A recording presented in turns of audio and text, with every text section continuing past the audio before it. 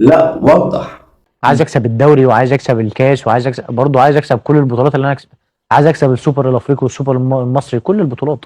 طب يا جماعه، ما هو الراجل موضح، هو رايح هناك علشان يكسب. الناس دي كده كده اوريدي بتكسب دوري وكاس وافريقيا وكل البطولات، هو رايح عشان يكسب كل البطولات. ما قالكش انا جاي اكسبك كل البطولات، يعني الراجل بيتكلم صح. اصل هي الفكره هنا، انت في واحد بيجي يشيل النادي وفي واحد تاني النادي بيشيله، كلنا عارفين النوعيه دي عادي، يعني مش حكايه. دي نهايه اي حد فكر يستغل الجمهور او شعار النادي اللي بيلعب فيه. اتعلم من زيزو، اوعى تبقى زيه، اتفرج معايا. تمام.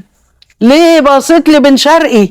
اما زيزو كان موجود. لا مش هيحصل على فكره، كان ممكن يروح يحصل عادي، يعني لو الكهرباء كان بيطلع يقولها كتير مش فارقه يعني، ويحلف برضه الحياه بنته للجمهور عادي. انت عارف ان جمهور نادي الزمالك قبل ما انت بتيجي الزمالك ما كانش يعرفك. اكيد مش هكلمك عن جمهور الاهلي، بقول لك جمهور نادي الزمالك نفسه اللي كنت انت جاي وبتلعب فيه ما كانش يعرف اسمك. حتى اشرف بن شرقي نفس الكلام، ما راحش تقريبا منتخب بلده غير لما لعب مع نادي الزمالك. فانتوا من غير جمهور نادي الزمالك والله ولا تسوى. فالنادي الزمالك هو اللي بيعملك، وهو اللي بيعمل منك بطل، وهو اللي بيفتح عينك اصلا على البطولات. غير كده انت ولا حاجه.